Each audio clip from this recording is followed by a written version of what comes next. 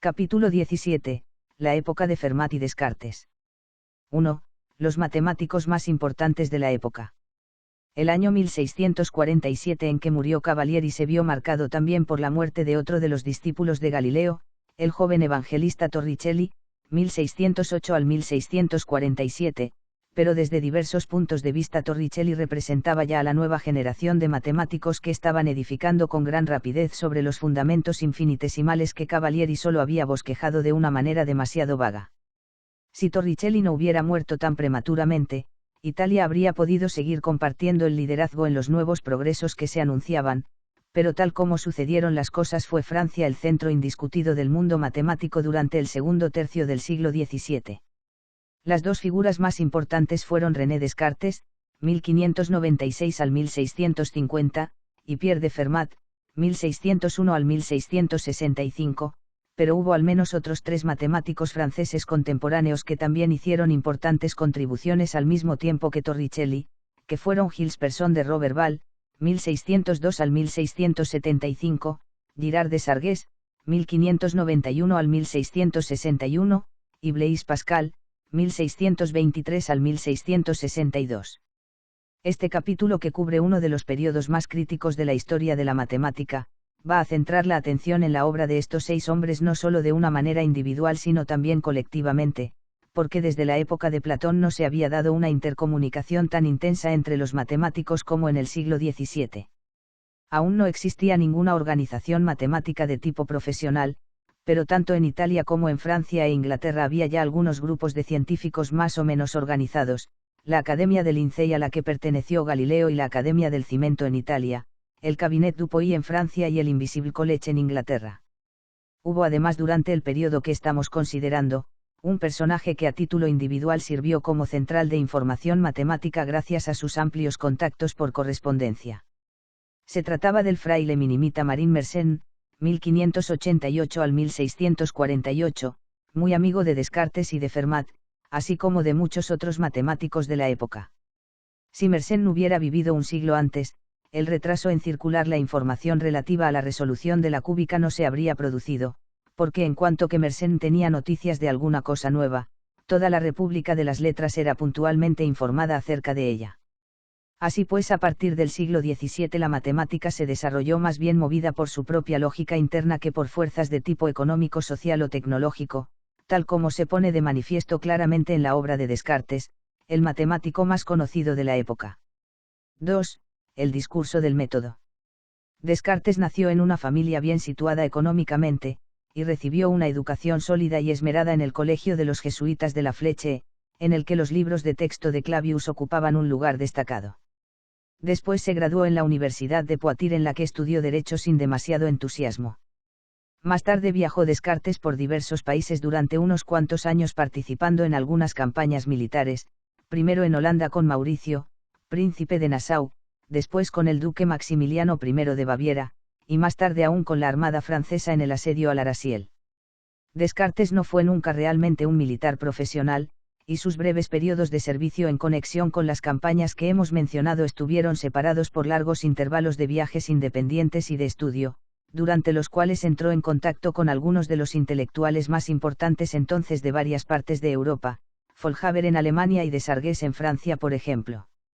En París conoció a Mersenne y al círculo de científicos que discutían y criticaban libremente el pensamiento peripatético. Estimulado por este ambiente intelectual, Descartes llegó a convertirse en el padre de la filosofía moderna, así como a presentar una nueva concepción científica del mundo y a crear una nueva rama de la matemática.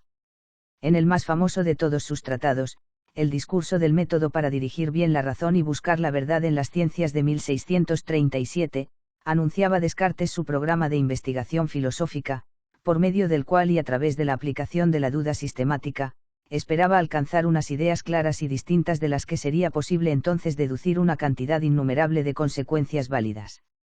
Este planteamiento le condujo en el campo de la ciencia a suponer que todo podía explicarse en términos de materia o extensión y de movimiento. El universo entero, según postulaba Descartes, estaba hecho de materia moviéndose incesantemente en forma de vórtices o remolinos, y todos los fenómenos debían ser explicados mecánicamente en términos de fuerzas ejercidas por porciones de materia sobre otras en contacto directo con ellas.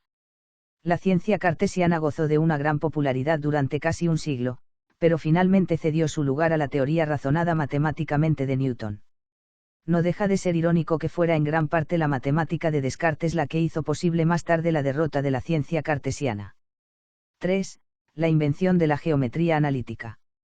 La filosofía y la ciencia de Descartes eran ciertamente revolucionarias en su ruptura con el pasado, su matemática en cambio estaba más ligada a las tradiciones anteriores. En cierta medida esto pudo haber sido el resultado de la teoría generalmente aceptada que procedía de la herencia humanística, una creencia en que hubo en el pasado una edad de oro o reino de Saturno, cuyas grandes ideas había que redescubrir. Probablemente también y en mayor medida fue el resultado natural del hecho de que el crecimiento de la matemática consiste más en una acumulación progresiva que en el caso del desarrollo de otras ramas del saber. La matemática crece generalmente por acumulaciones sucesivas, en las que raramente se necesita desechar partes innecesarias, mientras que la ciencia natural crece casi siempre por medio de sustituciones, cuando se ha encontrado una teoría más satisfactoria que las anteriores. No debe sorprendernos pues el ver que la contribución más importante de Descartes a la matemática, es decir, la creación de la geometría analítica, estuvo motivada por un intento de volver al pasado.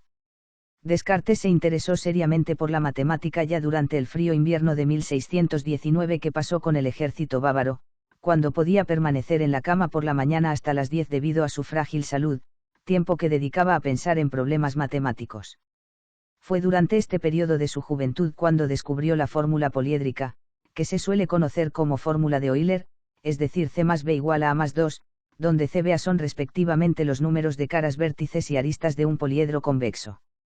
9 años más tarde escribía Descartes a un amigo en Holanda diciéndole que había hecho tales progresos en aritmética y geometría que no le quedaba ya nada por desear.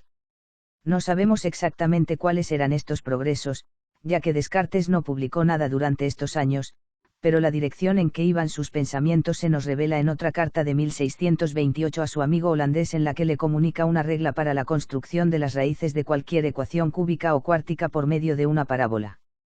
Se trata desde luego esencialmente de la misma cosa que había hecho Menecmo para resolver la duplicación del cubo unos 2000 años antes, y que Omar Khayyam había aplicado a las cúbicas en general en torno al año 1100. No está claro el hecho de si Descartes había descubierto ya su geometría analítica en toda su generalidad para el año 1628 o no, pero en cualquier caso la fecha concreta de la invención de la geometría cartesiana no puede ser muy posterior a esta. Por esta misma época Descartes abandonó Francia y se instaló en Holanda, donde vivió los siguientes 20 años de su vida. Al cabo de 3 o 4 años de establecerse allí, otro de sus amigos holandeses, un estudioso de los clásicos, llamó su atención sobre el problema de las 3 y 4 rectas de Pappus. Partiendo de la impresión errónea de que los antiguos habían sido incapaces de resolver este problema, Descartes le aplicó sus nuevos métodos y consiguió resolverlo sin dificultad. Este hecho le hizo darse cuenta claramente de la potencia y la generalidad de su punto de vista, y en consecuencia decidió escribir su famosa obra La Geometría, cuya lectura permitió conocer la geometría analítica a sus contemporáneos. 4. La aritmetización de la geometría de nuevo. La geometría no se presentó al público matemático como un tratado independiente, sino como uno de los 3 apéndices al discurso del método, en los que Descartes intentaba dar ejemplos de la aplicación de su método filosófico general. Los otros 2 apéndices eran la dióptrica, que contenía entre otras cosas la primera exposición publicada de la ley de la refracción descubierta anteriormente por Snell, y los meteoros, que incluían la primera explicación cuantitativa satisfactoria del arco iris. Los sucesores de Descartes no consiguieron ver con claridad en qué sentido exactamente estaban relacionados los 3 apéndices citados con su método general, y por lo tanto en las ediciones posteriores del discurso casi siempre se omitieron. La edición original del discurso se publicó sin el nombre del autor, pero todo el mundo sabía bien quién era. Hoy en día geometría cartesiana es sinónimo de geometría analítica, pero la finalidad principal que perseguía Descartes estaba muy lejos de la que persiguen los libros de texto modernos. La motivación general queda determinada por la primera frase del libro: cualquier problema de geometría puede reducirse fácilmente a términos tales que el conocimiento de las longitudes de determinados segmentos es suficiente para su construcción. Tal como se indica en esta primera afirmación, la meta perseguida es generalmente una construcción geométrica, y no necesariamente la reducción de la geometría al álgebra. La obra de Descartes se suele describir demasiado a menudo simplemente como la aplicación del álgebra a la geometría, mientras que de hecho podría caracterizársela igualmente bien como la traducción de las operaciones algebraicas al lenguaje de la geometría. Precisamente el primer capítulo de la geometría se titula, Cómo se relacionan los cálculos de la aritmética con las operaciones de la geometría, mientras que el segundo trata de, cómo pueden efectuarse geométricamente la multiplicación, la división y la extracción de raíces cuadradas. Descartes se dedica a hacer aquí lo que ya habían hecho en cierta medida desde Al-Khwarizmi hasta Oughtred, es decir, suministrar un marco geométrico para las operaciones algebraicas. Se demuestra que las 5 operaciones aritméticas corresponden a construcciones sencillas con la regla y el compás, lo que justifica la introducción de términos aritméticos en la geometría. Descartes fue mucho más sistemático que sus predecesores en su álgebra simbólica y en la interpretación geométrica del álgebra.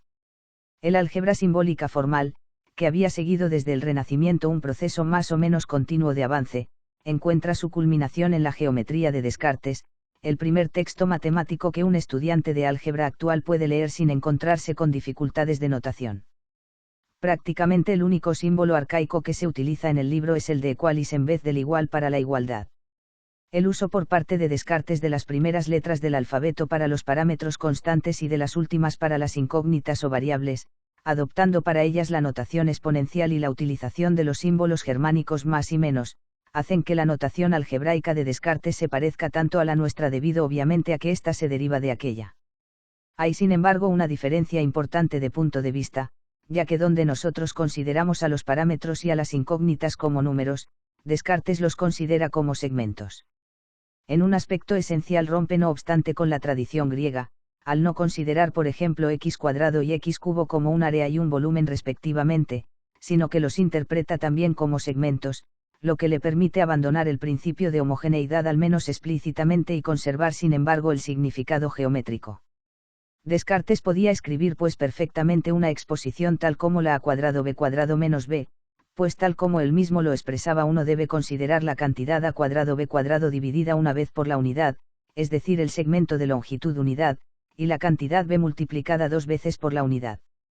Es claro pues que Descartes sustituía la homogeneidad formal por una homogeneidad convencional en el pensamiento, posible en todos los casos, lo cual hacía su álgebra geométrica mucho más flexible, tan flexible en realidad que nosotros seguimos leyendo hoy x como x cuadrado, sin imaginarnos nunca al hacerlo un cuadrado de lado x. 5. El álgebra geométrica. El libro 1 de la geometría contiene un sistema de instrucciones detalladas para resolver ecuaciones cuadráticas, pero no en el sentido algebraico de los antiguos babilonios sino geométricamente, algo así como lo que hacían los griegos de la antigüedad. Por ejemplo, para resolver la ecuación z cuadrado igual a por z más b cuadrado, Descartes procede de la manera siguiente: trácese un segmento LM de longitud b, y levántese en L un segmento NL perpendicular a LM y de longitud a medios. Con centro en N dibújese la circunferencia de radio a medios y trácese la recta MN, que corta a la circunferencia en O y en P, entonces Z igual a OM es el segmento buscado. Descartes ignora la raíz PM de la ecuación porque es falsa, es decir es negativa. Construcciones análogas se dan para z cuadrado igual a por z menos b cuadrado y para z cuadrado más a por z igual a b cuadrado, las únicas ecuaciones cuadráticas restantes con raíces positivas.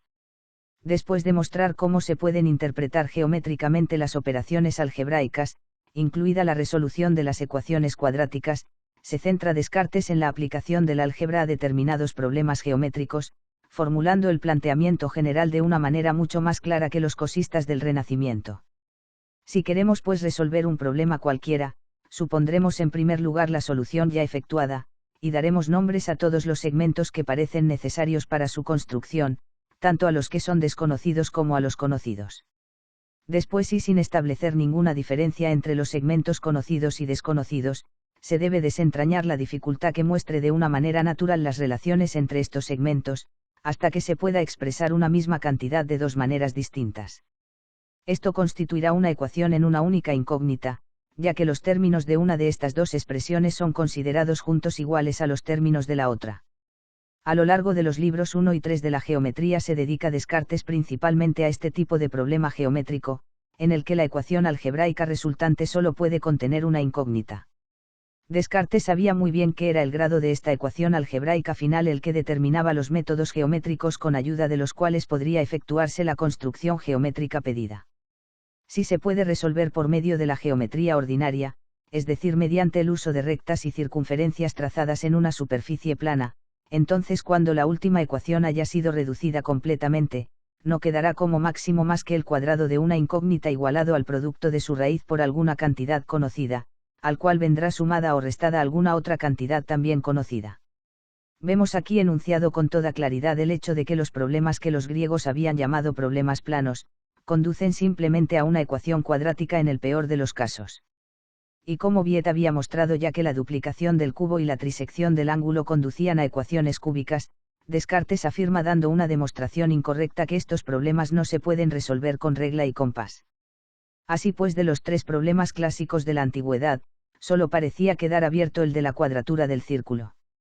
El título de la geometría no debe llevarnos a pensar equivocadamente que este tratado es básicamente un tratado geométrico. Ya en el discurso al que sirve de apéndice la geometría, se había ocupado Descartes de discutir los méritos relativos que corresponden al álgebra y a la geometría, sin llegar a inclinarse a favor de una o de la otra. Acusaba a la geometría de apoyarse excesivamente en diagramas y figuras que llegan a fatigar de manera innecesaria la imaginación, y a la vez acusaba al álgebra de ser un arte confuso y oscuro que desconcierta a la mente. El objetivo de su método era pues doble: 1, el de liberar en lo posible a la geometría a través de los métodos algebraicos del uso de las figuras, y 2, darles un significado concreto a las operaciones del álgebra por medio de su interpretación geométrica. Descartes estaba convencido de que todas las ciencias matemáticas procedían de los mismos principios básicos, y así decidió utilizar lo mejor de cada rama.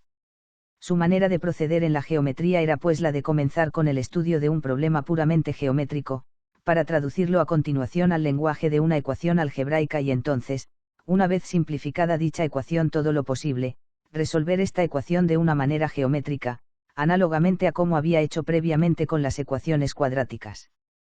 Siguiendo las ideas de Pappus, insistía Descartes en que al resolver geométricamente una ecuación se deberían utilizar únicamente los métodos más sencillos compatibles con el grado de la ecuación.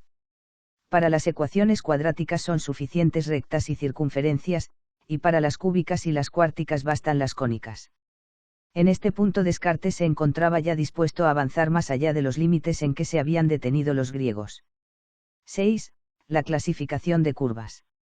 Descartes quedó muy satisfecho por la potencia demostrada por su método para tratar el problema del lugar geométrico de las 3 y 4 rectas, y en consecuencia pasó a ocuparse de las generalizaciones naturales de este problema que como un nuevo hilo de Ariadna recorre los 3 libros de la geometría. Descartes sabía que Pappus había sido incapaz de decir nada acerca de los lugares geométricos en cuestión cuando el número de rectas ascendía a 6, 8 o más, así que decidió estudiar tales casos. Sabía desde luego que para 5 o 6 rectas el lugar geométrico es una cúbica, para 7 u 8 es una cuártica, y así sucesivamente, pero Descartes realmente no demostró ningún interés en la forma de estos lugares geométricos, ya que lo tenía obsesionado era la cuestión de los métodos necesarios para construir geométricamente las ordenadas correspondientes a abscisas dadas. Para 5 rectas, por ejemplo, Descartes hace observar triunfalmente que si no son todas ellas paralelas, entonces el lugar geométrico es elemental en el sentido de que dado un valor de x, el segmento que representa y se puede construir con regla y compás únicamente. Si 4 de las rectas son paralelas entre sí y a distancias iguales a, y si la quinta es perpendicular a las 4 primeras, entonces tomando la constante de proporcionalidad en el problema de Pappus como esta misma constante a, el lugar geométrico vendrá dado por la ecuación, a más x por a menos x por 2 a menos x igual a xy, una cúbica que Newton llamaría más tarde parábola cartesiana o tridente, x cubo menos 2 a x cuadrado menos a cuadrado x más 2 a cubo igual a xy. Esta curva aparece repetidamente en la geometría, y sin embargo Descartes no da nunca una representación completa de ella.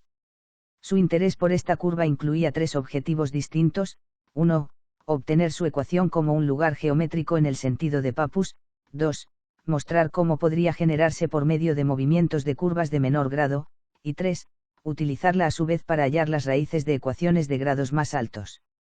Descartes consideraba al tridente constructible por métodos planos únicamente, en tanto que para cada punto x del eje de abscisas, la ordenada y correspondiente se puede construir con regla y compás únicamente.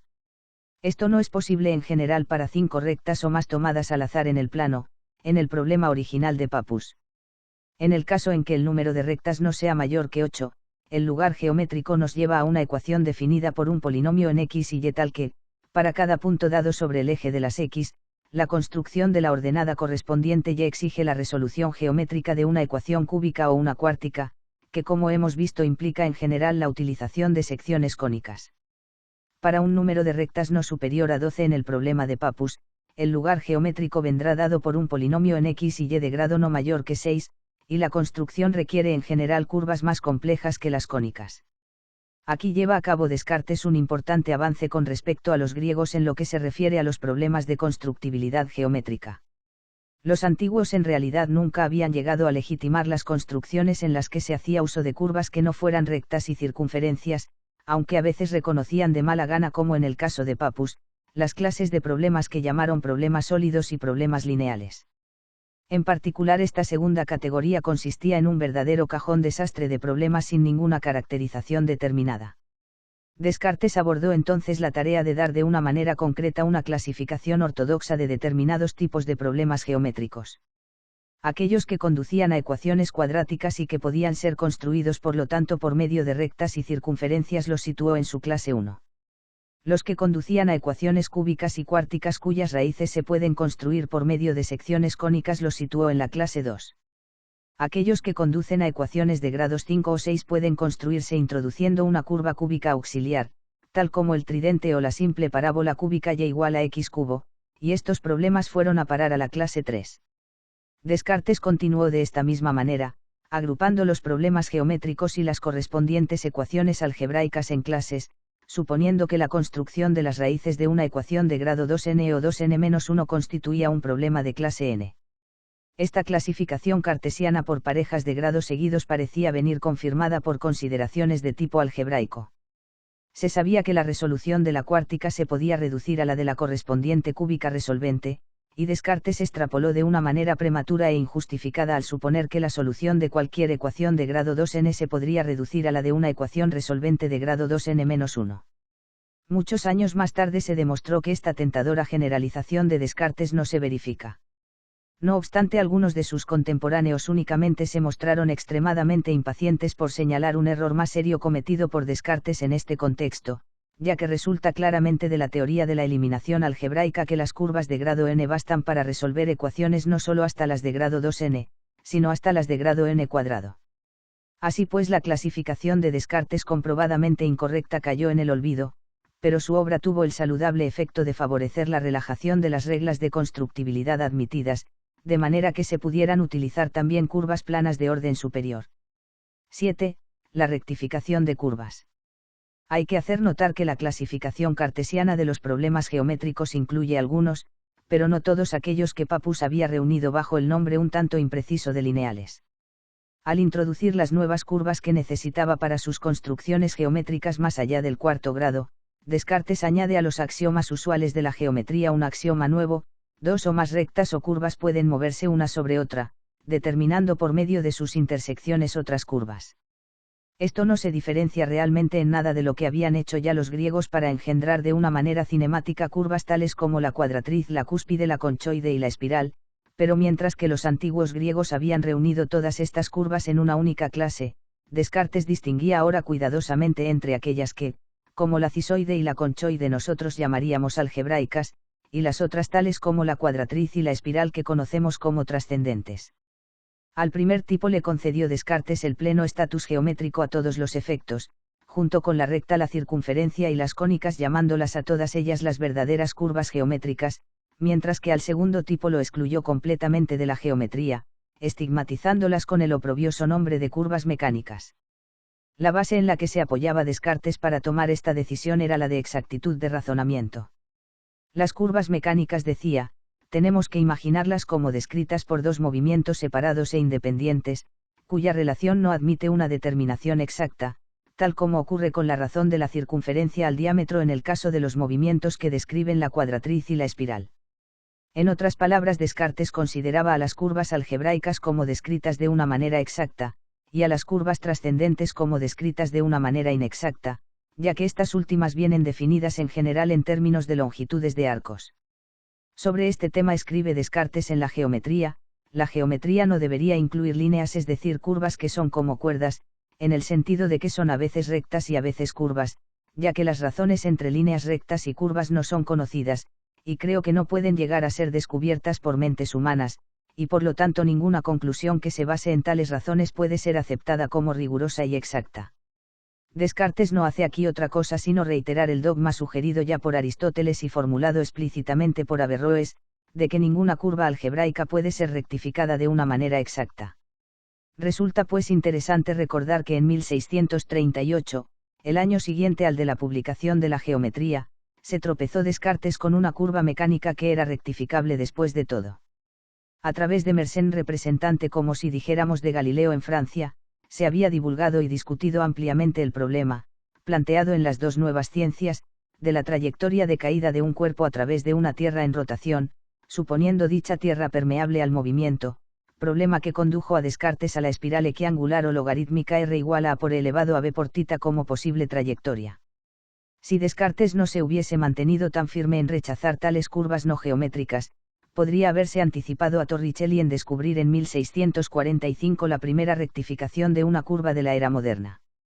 Torricelli demostró utilizando los métodos infinitesimales que había aprendido de Arquímedes, Galileo y Cavalieri, que la longitud total de la espiral logarítmica desde θ igual a 0 hacia atrás, según se enrolla asintóticamente en torno al polo O, es exactamente igual a la longitud de la tangente polar pt correspondiente al punto P para el que θ igual a 0.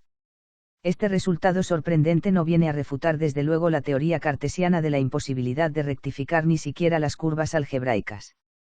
De hecho, Descartes podía haber argumentado no solo que tal curva no estaba determinada de una manera exacta al ser una curva mecánica, sino también que el arco considerado de la curva solo tiene un extremo al ser el polo, un punto asintótico que la curva nunca llega a alcanzar. 8. La identificación de cónicas. Prácticamente la totalidad de la geometría está dedicada a la aplicación sistemática y completa del álgebra a la geometría y de la geometría al álgebra, pero lo cierto es que a lo largo de todo el tratado hay bien poco que se parezca a lo que hoy solemos considerar como geometría analítica. No hay nada sistemático acerca del uso de las coordenadas rectangulares, ya que se suele tomar como dado un sistema de coordenadas oblicuas adecuado para el problema que se estudia. Por lo tanto, no hay fórmulas para distancias, pendientes, división de un segmento en partes iguales, ángulo entre dos rectas u otro tipo de material introductorio análogo. Por otra parte, no se encuentra en toda la obra ni una sola curva nueva representada directamente a partir de su ecuación, y de hecho el autor se tomó tan poco interés por la representación de curvas que nunca llegó a entender plenamente el significado de las coordenadas negativas. Descartes reconocía de una manera muy general que las ordenadas negativas estaban dirigidas en un sentido opuesto al que se toma como positivo, pero nunca hizo uso en cambio de abscisas negativas. Además, el principio fundamental de la geometría analítica, que consiste en el descubrimiento de que las ecuaciones indeterminadas en dos incógnitas corresponden a lugares geométricos, no aparece hasta el segundo libro y aún entonces solo de una manera un tanto accidental. La solución de cualquier de estos problemas de lugares geométricos consiste nada más que en hallar un punto para cuya completa determinación falta una condición. En cualquiera de estos casos se llega a una ecuación que contiene dos cantidades incógnitas. Solamente en un caso examina Descartes con detalle un lugar geométrico y es en conexión con el problema del lugar de las 3 y 4 rectas de Pappus, para el que obtiene Descartes la ecuación, y cuadrado igual a y menos bxy más tx menos dx cuadrado. Esta es la ecuación general de una cónica que pasa por el origen de coordenadas, incluso a pesar de que se entiende que los coeficientes literales han de ser positivos. Se trata aquí del planteamiento más general con mucho, hecho hasta entonces del análisis de la familia de todas las secciones cónicas. Descartes presenta condiciones sobre los coeficientes para que la cónica sea una recta doble, una parábola, una elipse o una hipérbola, haciendo un análisis de casos posibles que viene a ser equivalente en un cierto sentido al reconocimiento de la característica de la ecuación de la cónica en cuestión. El autor sabía que eligiendo adecuadamente tanto el origen de coordenadas como los ejes, podía reducirse la ecuación a su forma más sencilla, pero el hecho es que no da ninguna de las formas canónicas. La omisión de muchos de los detalles elementales hizo la obra extremadamente difícil de seguir para la mayoría de sus contemporáneos. En las observaciones finales Descartes intenta justificar su exposición insuficientemente detallada con la afirmación un tanto incongruente de que ha dejado muchas cosas sin decir con objeto de no robar al lector el placer de descubrirlas por sí mismo. Siendo como era él mismo un genio, no podía darse cuenta de las dificultades que otros iban a encontrarse para entender sus nuevos y profundos pensamientos. No es de extrañar pues que el número de ediciones de la geometría, dejando aparte las que aparecieron considerablemente ampliadas y en latín, fuera relativamente pequeño durante el siglo XVII, y desde entonces ha sido aún menor. A pesar de su forma de exposición inadecuada, es precisamente el libro 2 de la geometría el que más se aproxima a la concepción moderna de la geometría analítica. Nos encontramos incluso con una formulación de lo que podríamos llamar el principio fundamental de la geometría analítica del espacio tridimensional: si son necesarias dos condiciones para la determinación de un punto, entonces el lugar geométrico del punto es una superficie. Sin embargo, Descartes no da ningún ejemplo de tales ecuaciones ni tampoco desarrolla más esta brevísima insinuación de lo que sería una geometría analítica en el espacio de 3 dimensiones. 9. Normales y tangentes. Descartes se daba cuenta de una manera tan clara de la importancia de su obra, que la consideraba en la misma relación con la geometría antigua, que la que hay entre la retórica de Cicerón y el ABC de los niños. Su error desde nuestro punto de vista, fue el de poner el énfasis en las ecuaciones determinadas en vez de en las ecuaciones indeterminadas. Descartes se dio cuenta de que todas las propiedades de una curva, tales como la medida del área encerrada por ella o la dirección de su tangente, están completamente determinadas cuando se da su ecuación en dos incógnitas, pero en realidad no sacó las importantes consecuencias de este conocimiento. Escribe: habré dado aquí todo lo que es necesario para el estudio de las curvas, una vez que dé un método general para trazar una línea recta que forme ángulos rectos con una curva en un punto arbitrario de ella. Y me atrevería a decir que este es no solo el problema más útil y más general de la geometría que conozco, sino incluso de los que hubiera deseado nunca conocer. Descartes tenía mucha razón sin duda, al afirmar que el problema de hallar la normal o equivalentemente la tangente a una curva era de gran importancia, pero el método que desarrolla en la geometría no era tan directo ni fácil de aplicar como el que había desarrollado Fermat al mismo tiempo aproximadamente. Descartes sugería que para hallar la normal a una curva algebraica en un punto fijo P de dicha curva, se debería tomar un segundo punto variable Q sobre la curva, y hallar la ecuación de la circunferencia con centro en el eje de coordenadas, puesto que utilizaba un único eje de abscisas, y que pase por los puntos P y Q. Igualando entonces a cero el discriminante de la ecuación que determina las intersecciones de la circunferencia con la curva, puede hallarse el centro de la circunferencia tal que Q coincide con P, y conocido el centro pueden determinarse fácilmente tanto la normal como la tangente a la curva en el punto P. El libro 2 de la geometría contiene también muchos resultados sobre los óvalos de Descartes, curvas que son muy útiles en óptica y pueden obtenerse por medio de una generalización del método del jardinero para construir una elipse utilizando una cuerda. Si D1 y D2 son las distancias de un punto variable P a dos puntos fijos F1 y F2 respectivamente, si M y N son dos enteros positivos y K una constante positiva cualquiera, entonces al lugar geométrico del punto P tal que M por D1 más N por D2 igual a K se le conoce con el nombre de un óvalo de Descartes, pero lo cierto es que él no utilizó las ecuaciones de estas curvas. Descartes se dio cuenta de que sus métodos podían extenderse a todas aquellas curvas que pueden concebirse como engendradas por el movimiento regular de los puntos de un cuerpo en el espacio tridimensional, pero no da más detalles. La frase con la que cierra el libro 2, y así creo que no he omitido nada esencial para el entendimiento de las líneas curvas, resulta ser pues ciertamente presuntuosa. El tercero y último libro de la geometría vuelve a tomar el tema del libro 1, el de la construcción de las raíces de ecuaciones determinadas. Aquí advierte Descartes que en tales construcciones deberemos elegir siempre con cuidado la curva más sencilla que pueda ser utilizada para resolver un problema. Esto significa desde luego que tenemos que ser plenamente conscientes de la naturaleza de las raíces de la ecuación que estamos estudiando, y en particular tenemos que saber si la ecuación es o no reducible. Por este motivo el libro 3 se reduce prácticamente a un curso de teoría elemental de ecuaciones en el que se explica: 1. Cómo hallar las raíces racionales si las hay. 2. Cómo rebajar el grado de la ecuación si se conoce una raíz. 3. Cómo incrementar o disminuir las raíces de una ecuación en una cantidad dada o multiplicarlas o dividirlas por un número. 4. Cómo eliminar el segundo término de la ecuación. 5. Cómo determinar el número de posibles raíces verdaderas y falsas, es decir, de raíces positivas y negativas, por medio de la bien conocida regla de los signos de Descartes. Y 6. Cómo hallar las soluciones de las ecuaciones cúbicas y cuárticas algebraicamente. Al final del libro el autor recuerda al lector que ha dado las construcciones más sencillas posibles para los problemas de los diversos tipos mencionados anteriormente. Así en particular tanto la trisección del ángulo como la duplicación del cubo están en la clase 2 de los que no requieren para su construcción más que rectas y circunferencias. 10. Las concepciones geométricas de Descartes.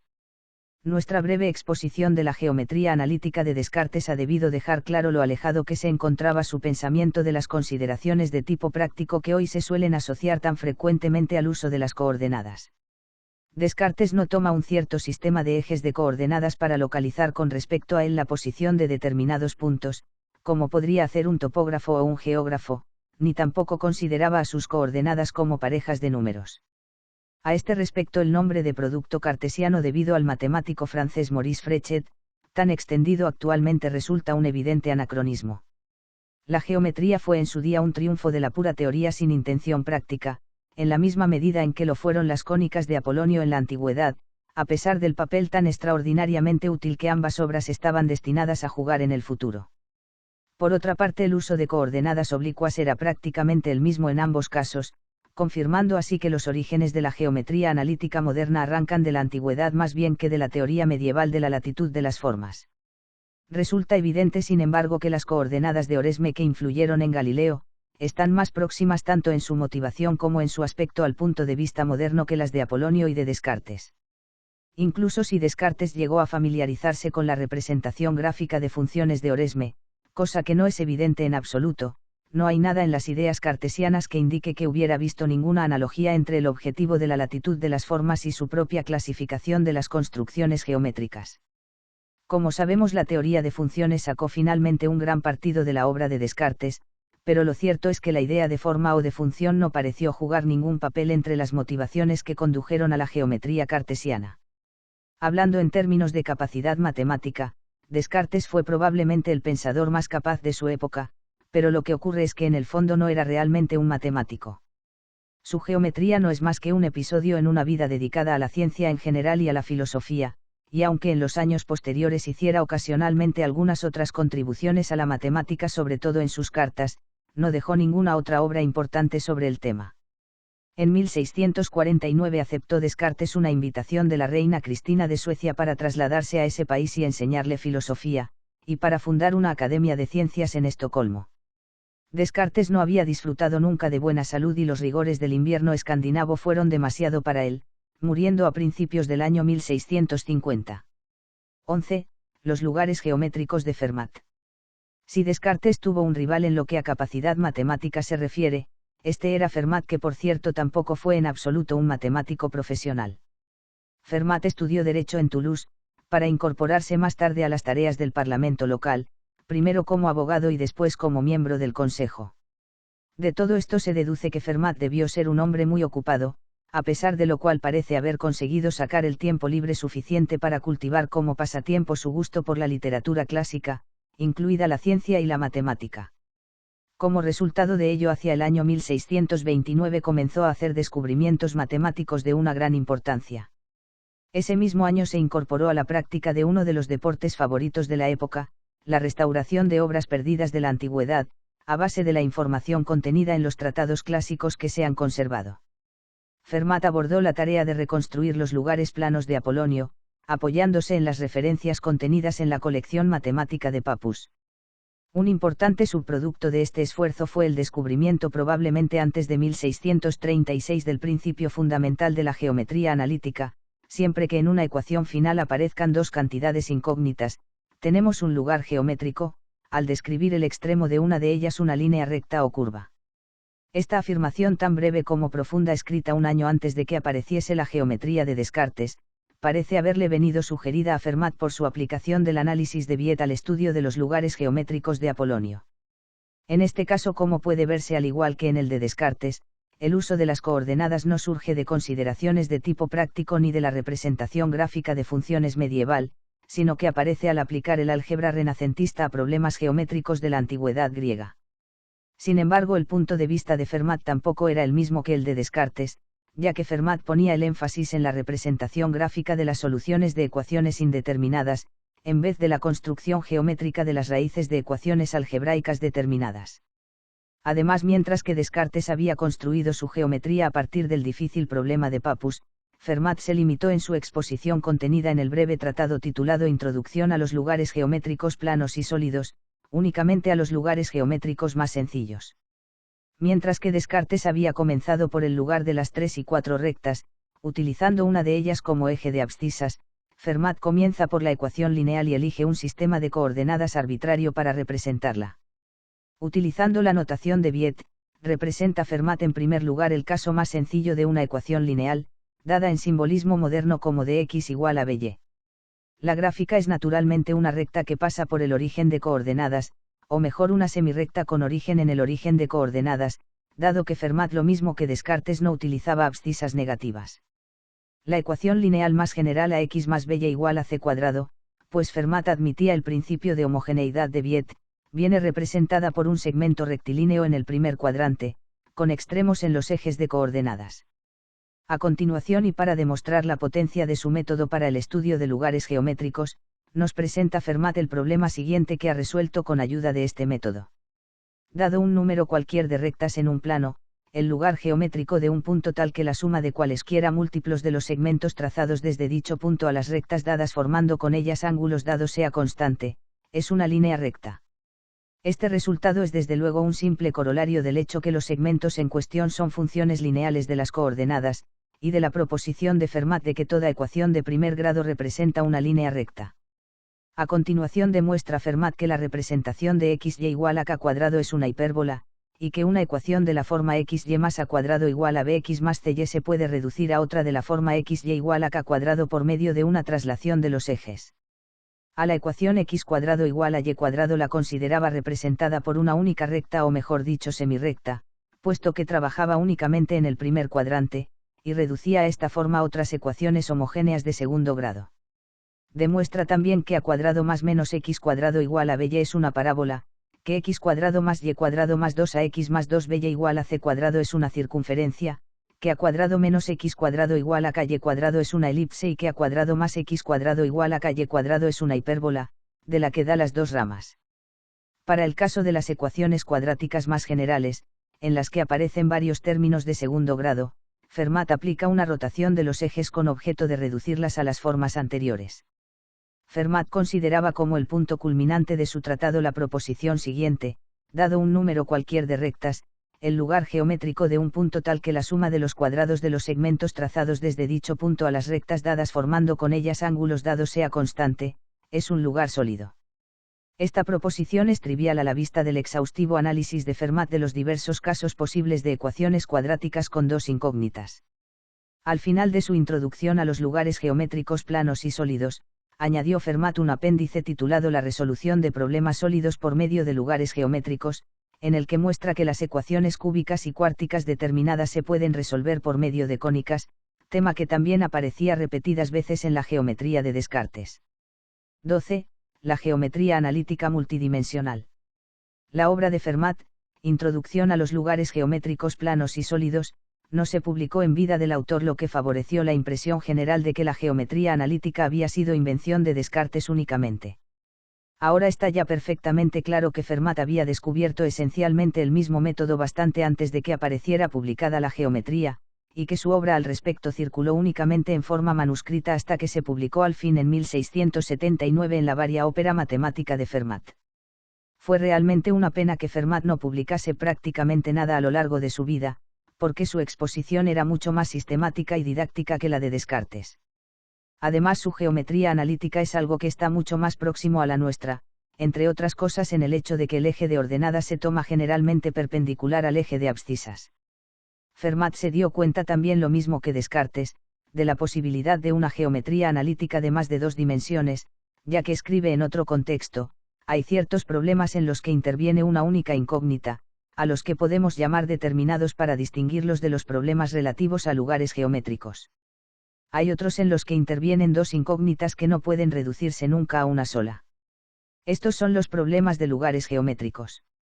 En el primer tipo de problemas buscamos un único punto, mientras que en el segundo una curva. Pero si el problema propuesto involucra a tres incógnitas, entonces hay que encontrar para satisfacer la ecuación, no solo un punto o una curva, sino una superficie completa. De esta manera aparecen los lugares geométricos que son superficies, etc. Aquí precisamente en este final y prometedor etc., hay una insinuación de lo que sería una geometría de más de 3 dimensiones, pero si Fermat tenía esto en realidad en su mente, lo cierto es que no llevó a cabo esta idea. Incluso la geometría analítica tridimensional tuvo que esperar aún hasta el siglo XVIII para alcanzar su pleno desarrollo. 13. Las diferenciaciones de Fermat. Es muy posible que Fermat estuviera ya en posesión de su geometría analítica en una fecha tan temprana como el año 1629, puesto que por esta época hizo dos importantes descubrimientos que están estrechamente relacionados con sus trabajos sobre lugares geométricos. El más importante de ellos lo expuso unos años más tarde en un tratado que tampoco se publicó durante su vida, titulado Método para hallar máximos y mínimos. Fermat había estado estudiando lugares geométricos dados en notación moderna por ecuaciones de la forma y igual a x a la n, por lo que se les conoce hoy como parábolas de Fermat si n es positivo, o hipérbolas de Fermat si n es negativo. Aquí tenemos ya una geometría analítica de curvas de orden superior, pero Fermat fue aún más lejos. Para curvas polinómicas de la forma y igual a f de x descubrió un método muy ingenioso para hallar los puntos en los que la función toma un valor máximo o mínimo. Fermat comparaba el valor de f de x en un cierto punto con el valor f de x más e en un punto próximo. En general estos dos valores serán claramente distintos, pero en una cumbre o en el fondo de un valle de una curva lisa la diferencia será casi imperceptible. Por lo tanto, para hallar los puntos que corresponden a valores máximos o mínimos de la función, Fermat igual a f de x más e, teniendo en cuenta que estos valores, aunque no son exactamente iguales, son casi iguales. Cuanto más pequeño sea el intervalo e entre los dos puntos, más cerca estará dicha pseudo-igualdad de ser una verdadera ecuación. Así pues, Fermat, después de dividir todo por e hace e igual a 0. El resultado le permite calcular las abscisas de los puntos máximos y mínimos de la función polinómica. Aquí podemos ver ya en esencia el proceso que ahora llamamos diferenciación, pues el método de Fermat es equivalente a calcular el límite de f de x más e menos f de x sobre e cuando e tiende a 0, e igualar este límite a 0. Resulta completamente justo, por lo tanto, reconocer la razón que asistía a Laplace al aclamar a Fermat como el verdadero descubridor del cálculo diferencial, así como codescubridor de la geometría analítica. Obviamente Fermat no disponía del concepto de límite, pero salvo esto su método para determinar máximos y mínimos sigue un camino completamente paralelo al que podemos ver hoy en los libros de cálculo, excepto en la mínima diferencia de que hoy se suele utilizar el símbolo h o delta x en vez de la e de Fermat para el incremento de la variable. El procedimiento de Fermat, que consiste en cambiar ligeramente el valor de la variable para considerar valores próximos a uno dado, ha constituido desde entonces la verdadera esencia del análisis infinitesimal. Durante los mismos años en que Fermat se encontraba desarrollando su geometría analítica, descubrió también cómo aplicar su procedimiento de los valores próximos de la variable, para hallar la tangente a una curva algebraica de la forma y igual a f de x.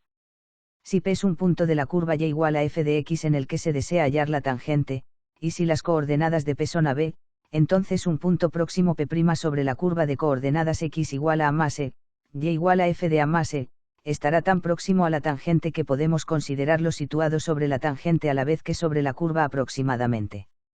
Por lo tanto, si la subtangente en el punto P es TQ igual a C, entonces los triángulos TPQ y TP'Q' los podemos considerar como semejantes aproximadamente. De esta semejanza obtenemos la proporción, B sobre C igual a F de A más E sobre C más E, a partir de la cual, multiplicando en cruz y simplificando términos iguales por ser B igual a F de A, dividiendo todo por E y haciendo por último E igual a 0, se puede calcular fácilmente la subtangente C, que nos determina unívocamente con el punto P la tangente buscada. El método de Fermat resulta pues equivalente a decir que el límite de f de A más E menos f de A sobre E cuando E tiende a 0 es la pendiente de la curva en el punto x igual a A, pero lo cierto es que Fermat no explicó este procedimiento de una manera satisfactoria, limitándose a decir simplemente que era análogo a su método para determinar máximos y mínimos. Por este motivo Descartes en particular, cuando fue informado por Mersenne de este método en 1638, lo atacó acusándolo de carecer de validez general, a la vez que proponía como desafío para demostrar su acusación la curva que se conoce desde entonces con el nombre de Folium de Descartes, x cubo más y cubo igual a 3 a xy. Lo poco familiarizados que estaban todavía los matemáticos de la época con las coordenadas negativas se refleja de una manera clara en el hecho de que esta curva se solía representar simplemente por un folium u hoja en el primer cuadrante, o a veces incluso como un trébol de 4 hojas, una en cada cuadrante. Finalmente Descartes reconoció a regañadientes la validez del método de Fermat para las tangentes, pero a pesar de ello a Fermat nunca se le reconoció el mérito que le correspondía en justicia. 14. Las integraciones de Fermat. Mersenne contribuyó a divulgar algunos de los resultados de Fermat por Francia e Italia, tanto a través de su nutrida correspondencia como en sus propias obras impresas, pero habría sido mucho mejor que el mismo Fermat hubiera publicado sus magníficos descubrimientos. Fermat no solo disponía de un método para hallar las tangentes a curvas de la forma y igual a x a la m, sino que también descubrió algo más tarde del año 1629, un teorema relativo al área encerrada bajo estas curvas, esencialmente el teorema que publicó Cavalieri en 1635 y 1647. En el cálculo de este área parece haber utilizado Fermat al principio fórmulas para las sumas de potencias de enteros, o desigualdades de la forma 1 a la m más 2 a la m más 3 a la m más puntos suspensivos más n a la m mayor que n a la m más 1 sobre m más 1 mayor que 1 a la m más 2 a la m más 3 a la m más puntos suspensivos más n menos 1 a la m, para demostrar el resultado en cuestión para todos los valores de m enteros positivos. Este resultado supondría ya en sí mismo un considerable avance sobre la obra de Cavalieri, que se había limitado a demostrarlo como hemos visto para los casos de m igual a 1 a m igual a 9, pero más tarde Fermat desarrolló un método mucho mejor para tratar el problema, que se podía aplicar además tanto a valores enteros como fraccionarios del exponente m. Consideremos la curva y igual a x a la n y supongamos que se desea calcular el área comprendida bajo la curva entre los valores x igual a 0 y x igual a. Fermat subdividía entonces el intervalo de x igual a 0 a x igual a en una cantidad infinita de subintervalos tomando los puntos de abscisas, a e cuadrado, a e cubo, donde es un número menor que 1. En estos puntos considera las ordenadas de los correspondientes puntos de la curva, aproximando el área bajo la curva por medio de rectángulos circunscritos tal como se indica en la figura. Las áreas de los sucesivos rectángulos empezando por el mayor correspondiente al punto x igual a, vienen dadas por los términos de la progresión geométrica, a elevado a n por a menos a e, a elevado a n por e a la n por a e menos a e cuadrado, a elevado a n por e a la 2n por a e cuadrado menos a e cubo, etc. La suma de estos infinitos términos es, a elevado a n más 1 sobre 1 más e cuadrado más e cubo etc. Según e tiende a 1, es decir según se van haciendo los rectángulos cada vez más estrechos, la suma de las áreas de estos rectángulos va aproximándose cada vez más al área bajo la curva. Y haciendo e igual a 1 en la fórmula anterior que nos daba la suma de los rectángulos, obtenemos a elevado a n más 1 sobre n más 1, que nos da el área buscada bajo la curva y igual a x a la n desde x igual a 0 a x igual a. Para demostrar que esto es válido también para el caso de exponentes fraccionarios p sobre q, sea n igual a p sobre q. La suma de la progresión geométrica anterior será entonces, q sobre p más q por a elevado a p más q sobre q. Si quisiéramos calcular en notación moderna, integral de a hasta b de x a la n, lo único que necesitaríamos sería reducirla a la expresión, integral de 0 hasta b de x a la n menos integral de 0 hasta a de x a la n. Para los valores negativos de n excepto n igual a menos 1, Fermat utilizaba un procedimiento análogo excepto en que consideraba e mayor que 1 y la hacía tender a 1 por valores superiores, calculando así el área bajo la curva desde x igual a hasta infinito. Para calcular la integral de a hasta b de x a la menos n basta observar entonces que se reduce a integral de a hasta infinito de x a la menos n menos integral de b hasta infinito de x a la menos n. 15. Gregory de Saint-Vincent. Para n igual a menos 1 el método falla evidentemente, pero el matemático Gregory de Saint-Vincent, 1584 al 1667, contemporáneo de Fermat, un poco más viejo que él, vino a resolver este singular y exótico caso en su obra geométrica sobre la cuadratura del círculo y de las secciones cónicas. La mayor parte de esta obra había sido escrita antes de la época en que Fermat se encontraba trabajando sobre los problemas de tangentes y áreas, probablemente tan pronto como durante el periodo 1622 al 1625, aunque desgraciadamente no se publicó hasta 1647. Gregory de Saint-Vincent nació en Gante, se hizo jesuita y fue profesor de matemáticas en Roma y en Praga, y más tarde ocupó el puesto de tutor en la corte de Felipe IV de España. A lo largo de sus múltiples viajes se vio frecuentemente separado de sus papeles, con la consecuencia de que la publicación de la obra geométrica se retrasó mucho. En este tratado demostraba Gregory que si tomamos a lo largo del eje o x puntos a partir del x igual a, tales que los intervalos que determinan van creciendo en progresión geométrica, y si en dichos puntos levantamos las ordenadas correspondientes a la hipérbola xy igual a 1, entonces las áreas bajo la curva entre cada dos ordenadas sucesivas son iguales. Es decir, con otras palabras, según crece la abscisa geométricamente, el área bajo la curva crece aritméticamente. Por lo tanto, lo equivalente, aunque en términos todavía un tanto imprecisos, de nuestra igualdad, integral de a hasta b de x a la menos 1 igual a logaritmo natural de b menos logaritmo natural de a, era ya familiar a Gregory y a sus contemporáneos. Desgraciadamente, una aplicación errónea del método de los indivisibles llevó a Gregory de San Vincent a creer que había conseguido cuadrar el círculo, error que perjudicó su reputación. Fermat se interesó por muchos aspectos de lo que hoy llamaríamos análisis infinitesimal: tangentes, cuadraturas, volúmenes, longitudes de curvas, centros de gravedad, etc. Por lo tanto, difícilmente pudo dejar de observar que al hallar las tangentes a la curva y igual a kx a la n, se multiplica el coeficiente por el exponente y se disminuye el exponente en una unidad, mientras que al hallar el área bajo la curva se eleva el exponente en una unidad y se divide por este nuevo exponente. ¿Cómo podría haberle pasado inadvertido el carácter inverso de estos dos problemas? Aunque esto resulte a todas luces improbable, lo cierto es no obstante que al parecer Fermat no prestó atención en ninguna parte a la importante relación que conocemos hoy con el nombre de teorema fundamental del cálculo. Es muy probable que se diera cuenta efectivamente del carácter inverso de estos dos problemas, pero que no lo considerase particularmente importante. La integración de x a la n, que fue casi la única función que consideró en realidad, era prácticamente tan fácil para él después de todo como su diferenciación, y cronológicamente la primera puede haber precedido a la segunda, por lo menos para los valores enteros positivos de n en las investigaciones de Fermat. Y así también en la obra de Gregory de San Vincent el cálculo integral se anticipó al cálculo diferencial para la función logarítmica.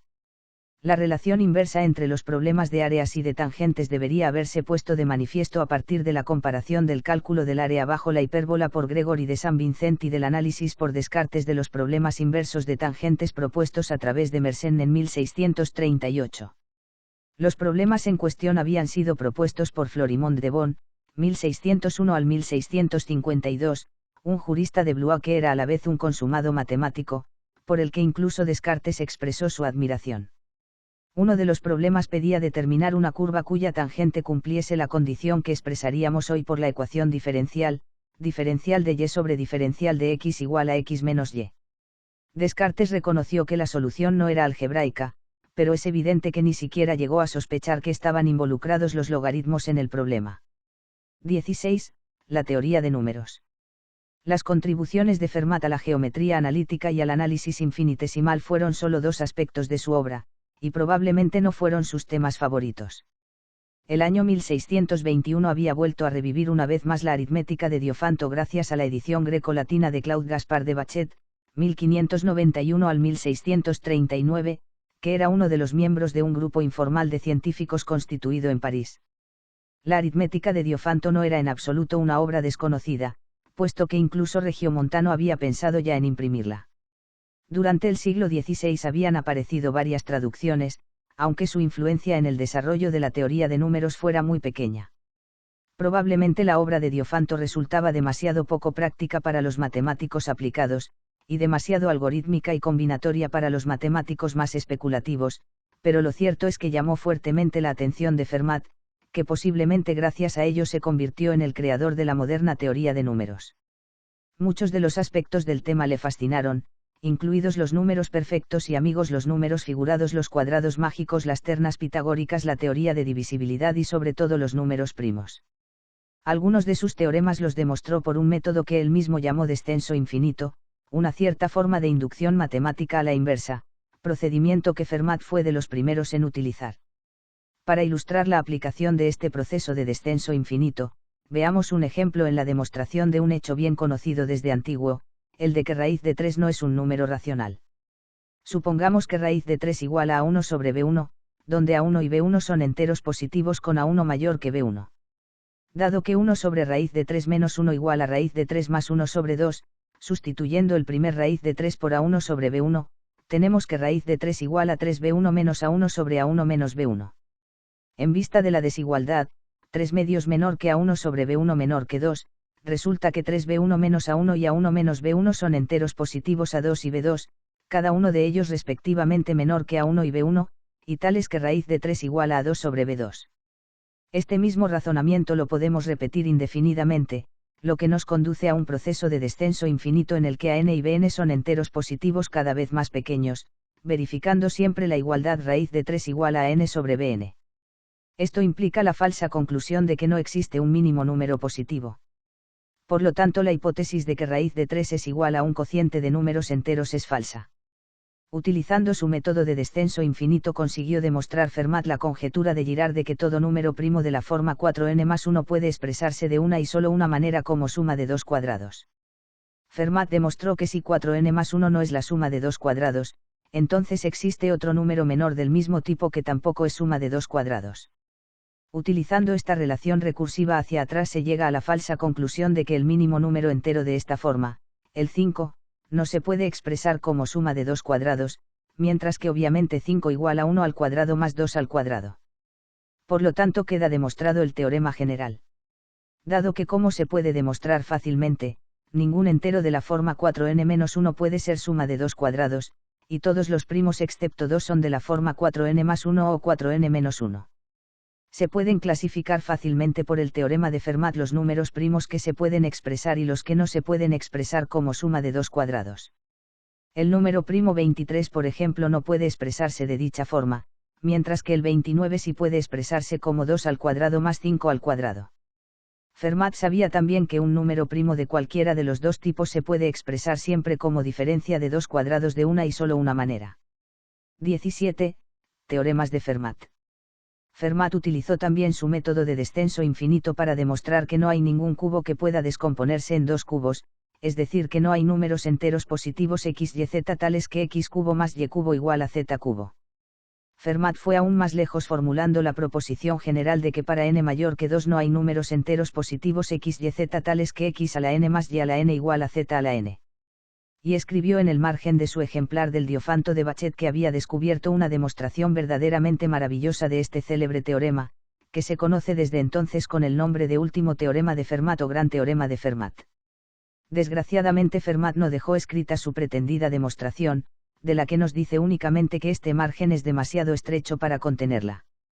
Si Fermat encontró realmente una demostración de su teorema, se perdió irremediablemente hasta hoy, y a pesar de todos los innumerables esfuerzos que se han hecho por hallar una demostración tal, estimulados incluso por un premio instituido poco antes de la Primera Guerra Mundial en el que se ofrecían 100.000 marcos alemanes por una solución positiva o negativa, el problema sigue sin resolverse, aunque se han hecho recientemente progresos importantes en el camino de su solución. Hay que decir sin embargo que los esfuerzos por resolver este problema han conducido a más y más importantes desarrollos matemáticos que los que resultaron en la antigüedad de los intentos por resolver los tres famosos problemas geométricos clásicos insolubles. Los matemáticos, al igual que los tres príncipes de Serendip, de Horace Walpole, parecen haber recibido el regalo inesperado de encontrar en su camino gran cantidad de cosas agradables que no buscaban en realidad. No sabemos aún si Fermat estaba o no en lo cierto al formular su gran teorema, pero sí se han conseguido resolver otras dos de sus conjeturas en teoría de números. Quizá 2 milenios antes de la época de Fermat se había formulado ya la hipótesis china de que n es primo si y solo si 2 a la n-2 es divisible por n, donde n es un entero mayor que 1. La mitad de esta conjetura sabemos ya que es falsa, puesto que por ejemplo 2 a la 341 menos 2 es divisible por 341, y sin embargo 341 igual a 11 por 31 es un número compuesto, pero la otra mitad de la conjetura es correcta y el teorema menor de Fermat consiste exactamente en una generalización de este caso. Del estudio de muchos números de la forma, a elevado a p-1-1, incluido el 2 a la 36-1 parecía deducirse la propiedad general de que siempre que p sea primo y a' con p, a elevado a p-1-1 es divisible por p. Sobre la base de una inducción finita correspondiente a los 5 únicos casos n igual a 0, 1, 2, 3, 4, formuló Fermat una segunda conjetura, la de que los números de la forma 2 elevado a 2 a la n más 1, que se conocen hoy como números de Fermat, son todos ellos primos. Euler demostró un siglo más tarde que esta conjetura es falsa, dado que precisamente el número siguiente 2 elevado a 2 a la 5 más 1 es ya un número compuesto. Se sabe de hecho que 2 elevado a 2 a la n más 1 no es primo para n entre 5 y 16 inclusive, y los matemáticos comienzan a preguntarse si habrá algún otro primo de Fermat aparte de los que encontró Fermat mismo. El teorema menor de Fermat tuvo más suerte que su conjetura sobre los números primos de Fermat. Leibniz nos dejó una demostración de este teorema en forma manuscrita y Euler publicó en 1736 otra demostración sencilla y elegante. Esta segunda demostración de Euler hace un ingenioso uso del principio de inducción matemática, recurso con el que Fermat, lo mismo que Pascal, estaba muy familiarizado, como hemos visto. De hecho, al principio de inducción matemática o razonamiento por recurrencia se le llama a veces inducción de Fermat, para distinguirla de la inducción científica ordinaria o baconiana. Actualmente también se suele denominar a la primera inducción completa y a la segunda inducción incompleta. 18. Gilles-Persson de Roberval. Fermat fue realmente el príncipe de los amateurs en matemáticas. Ninguno de los matemáticos profesionales de su época hizo descubrimientos más importantes que él ni contribuyó con más resultados a la matemática, y sin embargo Fermat era tan modesto que prácticamente no publicó nada a lo largo de su vida. Se contentaba con comunicar sus ideas por carta a Mersenne, cuyo nombre, dicho sea de paso, se ha conservado asociado a los llamados primos de Mersenne, es decir, los números primos de la forma 2 a la p-1, y así perdió el reconocimiento de prioridad que le habría correspondido para la mayor parte de su obra. En este sentido, aunque por muy distintas razones compartió la suerte de uno de sus más competentes contemporáneos y amigos, el cascarrabias del profesor Roberval, miembro también del grupo de Mersenne y el único matemático verdaderamente profesional de entre todos los franceses que estudiamos en este capítulo. El nombramiento para la cátedra de Ramus en el Colegio Real, que ocupó Roberval sin interrupción durante más de 40 años, se convocaba cada 3 años a base de una oposición o examen competitivo en el que las cuestiones se las planteaban entre sí los opositores. En 1634 Roberval ganó este concurso, debido probablemente a que había desarrollado ya un método propio de indivisibles muy parecido al de Cavalieri, y con el hábil truco de no revelar su método a otros consiguió con éxito su objetivo de mantenerse ocupando la cátedra hasta su muerte en 1675. Esto tuvo la consecuencia, sin embargo, de que perdió el reconocimiento de prioridad para la mayor parte de sus descubrimientos, y como era de esperar se vio envuelto en numerosas disputas de prioridad. La más agria de estas controversias tuvo que ver con la cicloide, curva a la que se llegó a aplicar el nombre de la Helena de los geómetras, debido a la gran frecuencia con que provocó disputas entre ellos a lo largo del siglo XVII. Mersenne había llamado ya la atención de los matemáticos hacia la cicloide en 1615, probablemente después de haber recibido noticias de la curva a través de Galileo. En 1628, cuando Roberval llegó a París, Mersenne le propuso al joven matemático el estudio de esta curva, y hacia 1634 Roberval consiguió demostrar que el área encerrada bajo un arco de dicha curva es exactamente igual a 3 veces el área del círculo que la engendra, resultado aproximado obtenido años antes por Galileo empíricamente. Hacia el año 1638 descubrió Roberval un método para trazar la tangente a la cicloide en uno cualquiera de sus puntos, problema que también resolvieron más o menos a la vez Fermat y Descartes, y calculó el volumen del sólido engendrado al hacer girar el área bajo un arco alrededor de la recta base de la cicloide. Más tarde aún calculó también los volúmenes engendrados al hacer girar dicha área alrededor de su eje de simetría, y alrededor de la tangente en el vértice de la cicloide. 19. Evangelista Torricelli. Roberval no publicó sus descubrimientos acerca de la cicloide, a la que él llamaba trocoide de la palabra griega trocos, que significa rueda, debido a que quería proponer cuestiones parecidas a los posibles candidatos a su cátedra. Mientras tanto, Torricelli se interesó también por la cicloide, posiblemente a sugerencia de Mersenne, no más probablemente debido a la influencia de Galileo, a quien Torricelli como Mersenne tenía gran admiración. En 1643 Torricelli envió a Mersenne su cuadratura de la cicloide, y en 1644 publicó un libro con el título de la parábola, al que añadió como apéndice tanto la cuadratura de la cicloide como la construcción de la tangente. Torricelli no hacía ninguna referencia en su obra al hecho de que Roberval había llegado a estos mismos resultados antes que él, y por lo tanto Roberval escribió en 1646 una carta acusando a Torricelli de plagio de él mismo y de Fermat, sobre los máximos y mínimos. Ahora está ya perfectamente claro que la prioridad en el descubrimiento corresponde a Roberval, pero la prioridad en su publicación a Torricelli, que con toda probabilidad redescubrió de manera independiente los resultados sobre el área y la tangente. Robert Ball había utilizado para el problema del área el método de los indivisibles. Torricelli dio dos cuadraturas diferentes, una haciendo uso del método de los indivisibles de Cavalieri y la otra por el antiguo y venerable método de exhaustión. Para hallar la tangente a la cicloide, en cambio, ambos matemáticos utilizaron una composición de movimientos que recordaba inmediatamente la determinación de la tangente a la espiral por Arquímedes. Robert Ball consideraba un punto P de la cicloide como sometido a dos movimientos simultáneos, uno de traslación con el círculo y el otro de rotación, ambos con velocidades iguales. Según va rodando sobre la recta base AB el círculo generador, el punto P es arrastrado horizontalmente, mientras que al mismo tiempo gira alrededor de o el centro del círculo. Podemos pues trazar por P un segmento horizontal PS para representar el movimiento de traslación, y otro segmento igual PR tangente en P al círculo generador, para representar el movimiento de rotación. Al ser iguales los movimientos de traslación y de rotación, es decir, al ser iguales sus velocidades, como diríamos nosotros, la bisectriz PT del ángulo RPS nos dará la dirección del movimiento real del punto P en ese instante, luego PT es la tangente a la cicloide buscada. La idea básica de la composición de movimientos no era de ninguna manera una idea original de Robert Ball, puesto que ya la habían utilizado Arquímedes, Galileo y Descartes, entre otros. Torricelli pudo haber tomado la idea de cualquiera de estos matemáticos, y por lo tanto su aplicación de este principio a la cicloide no tuvo por qué ser un plagio de Robert Ball en absoluto. Tanto Torricelli como Robert Ball aplicaron el mismo método cinemático también a otras curvas. Un punto de una parábola, por ejemplo, lo podemos considerar como alejándose del foco a la misma velocidad a la que se aleja de la directriz, y por lo tanto la tangente a la curva será la bisectriz del ángulo que forman las dos rectas que pasan por P y son respectivamente perpendicular a la directriz y pasa por el foco. El movimiento real de P es obviamente más complicado, pero curiosamente esta simplificación incorrecta conduce a la dirección correcta de la tangente, si bien no a la velocidad real de P. Un razonamiento análogo se puede hacer para la elipse, en la que el movimiento de alejamiento de uno de los focos es igual al de acercamiento al otro foco, determinando la dirección de la tangente, la propiedad que ya conocía Apolonio. Torricelli utilizó también el método de Fermat para trazar tangentes a las parábolas de orden superior, método cuyo conocimiento se había alcanzado ya en Italia por lo que sabemos. 20. Nuevas curvas. Las obras tanto de Robert Ball como de Torricelli contienen muchos y muy buenos resultados, de los que solo podemos mencionar aquí unos pocos.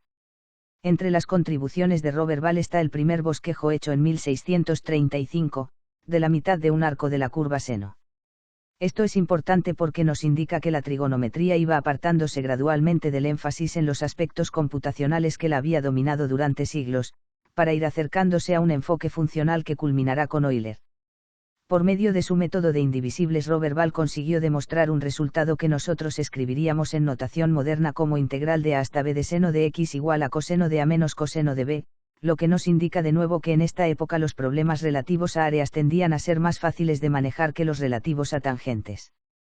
Robert Ball y Torricelli, trabajando de manera independiente uno del otro pero siguiendo líneas notablemente parecidas, extendieron la comparación que había hecho Cavalieri entre la espiral y la parábola, considerando la longitud del arco a la vez que el área.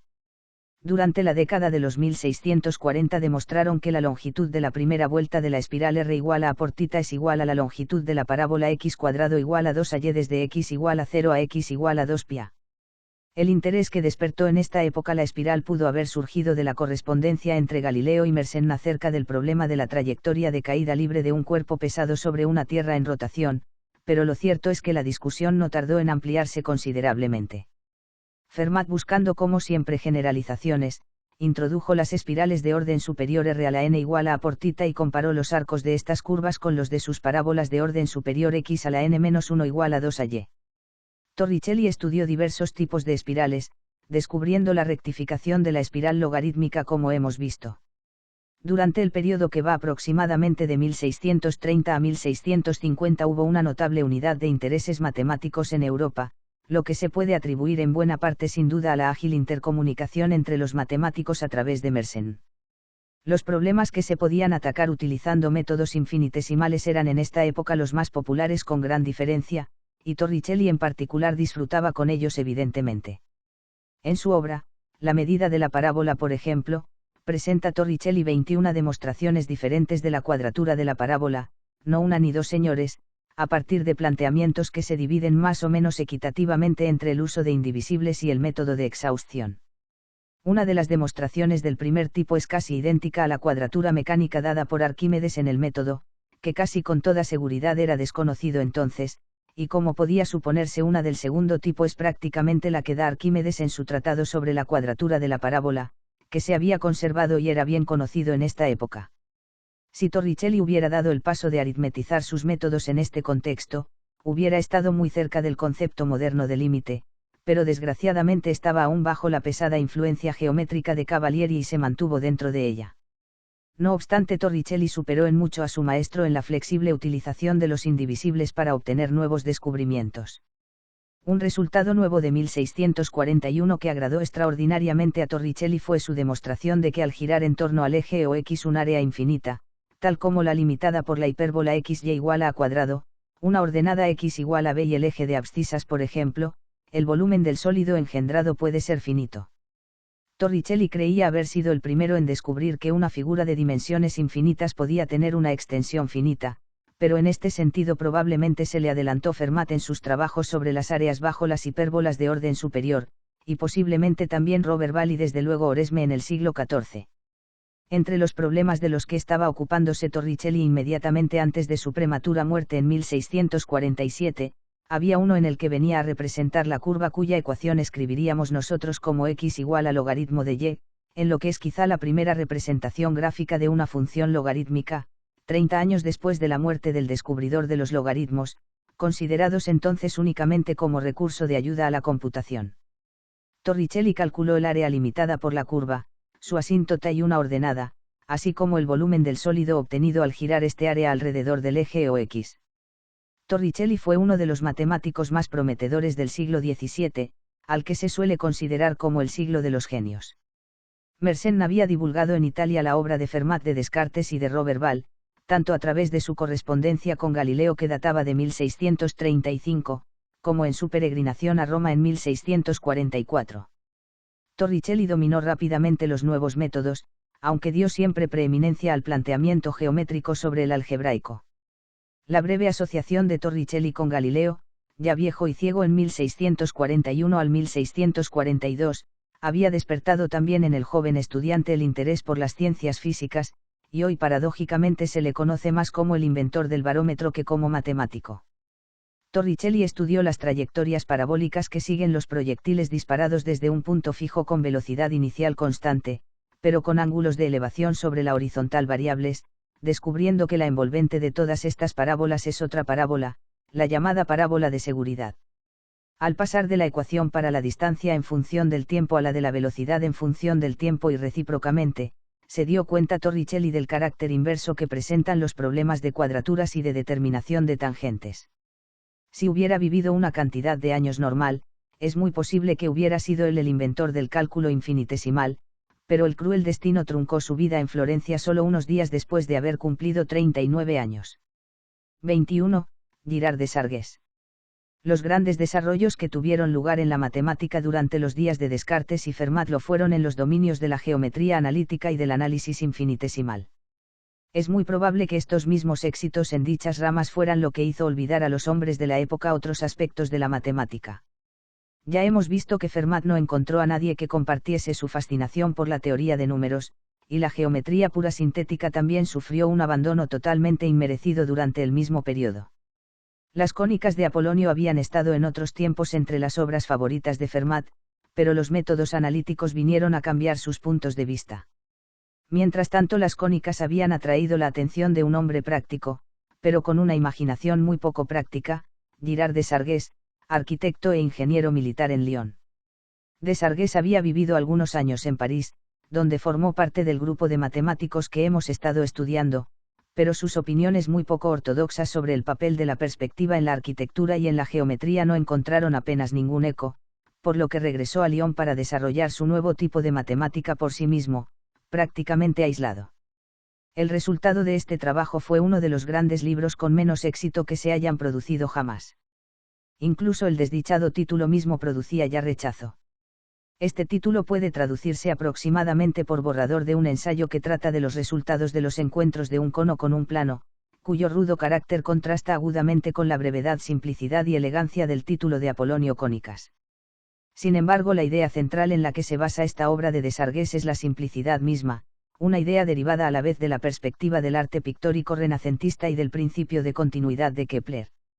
Todo el mundo sabe que una circunferencia mirada oblicuamente aparece como una elipse, y que el borde de la sombra proyectada por la pantalla redonda de una lámpara será una circunferencia o una hipérbola según que se proyecte sobre el techo o sobre una pared.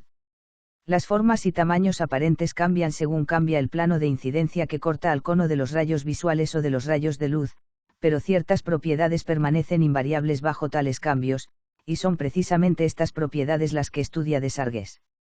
De entrada, una sección cónica sigue siendo una sección cónica independientemente de cuántas veces se vea sometida a proyección. Las cónicas forman pues una familia estrechamente unida, tal como había sugerido ya Kepler por razones algo diferentes. Pero al aceptar este punto de vista, Desargues tenía que suponer como Kepler que la parábola tiene un foco en el infinito, y que dos rectas paralelas se cortan en un punto del infinito. La teoría de la perspectiva hace muy plausibles todas estas ideas, ya que la luz del Sol se suele considerar formada por rayos paralelos, es decir, que se transmite en forma de haz o cilindro de rayos paralelos, mientras que los rayos que parten de un foco luminoso terrestre se consideran como un cono o un haz puntual. El cilindro viene a ser así simplemente un cono cuyo vértice está infinitamente lejano, y un haz de rectas paralelas consiste únicamente en una familia de rectas que pasan todas ellas por el mismo punto del infinito. Desargues estudiaba análogamente los haces de planos que pasan por un punto finito o del infinito. 22. La geometría proyectiva. El tratamiento de las cónicas por Desargues encierra una gran belleza, a pesar de que el lenguaje que utiliza es francamente exótico. A una sección cónica le llama un cap du rollet, es decir, algo así como un golpe de rodillo. Casi el único de sus muchos términos nuevos que ha sobrevivido hasta nosotros es la palabra involución, es decir, correspondencia entre pares de puntos de una recta cuyos productos de distancias a otro fijo es una constante. Desargues denominaba cuaterna de puntos en separación armónica a una involución de 4 puntos, y demostró que esta configuración es proyectivamente invariante, un resultado conocido ya desde un punto de vista algo diferente por Pappus. El cuadrilátero completo juega un papel muy importante en el tratamiento de Desargues debido a sus propiedades armónicas, ya que sabía que si un cuadrilátero de este tipo está inscrito en una cónica, entonces la recta que pasa por dos de los puntos diagonales es la polar del tercer punto diagonal con respecto a la cónica. Desargues sabía también desde luego que la intersección con la cónica de la polar de un punto con respecto a ella eran los puntos de contacto de las tangentes a la cónica desde dicho punto. En vez de definir un diámetro de una manera métrica, lo introduce Desargues como la polar de un punto de infinito. Hay en definitiva una bella unidad en el tratamiento de Desargues de las cónicas por métodos proyectivos, pero se trataba de una ruptura con el pasado demasiado grande como para ser aceptada fácilmente. La geometría proyectiva de Desargues suponía un avance enorme, en lo que a generalidad se refiere con respecto a la geometría métrica de Apolonio, Descartes y Fermat, al quedar incluidos muchos casos particulares de un teorema en una formulación general única. Sin embargo, los matemáticos de la época no solo no aceptaron los métodos de esta nueva geometría, sino que la inmensa mayoría de ellos se opusieron a ella, considerándola como peligrosa y sin sentido.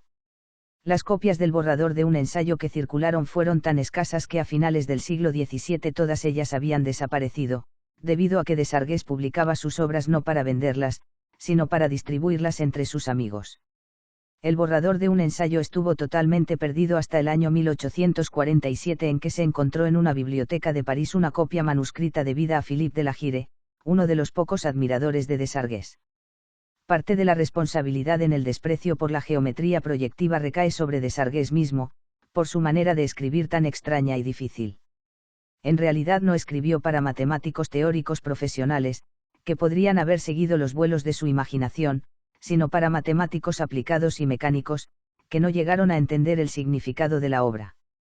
Además, Desargues utilizó un nuevo vocabulario lleno de términos, a cual más pintoresco, tomados muchos de ellos de la botánica, terminología que provocaba el rechazo tanto de los matemáticos teóricos como de los aplicados.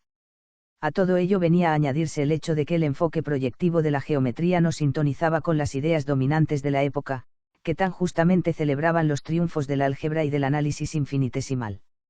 Descartes, que había conocido a Desargues en París en 1626 y que se encontró de nuevo con él en 1628 en el asedio de Larasiel, tuvo también en alta estima a su inconformista amigo, pero incluso el mismo Descartes, cuando oyó decir que el borrador de un ensayo trataría las cónicas sin el uso del álgebra, se sintió decepcionado.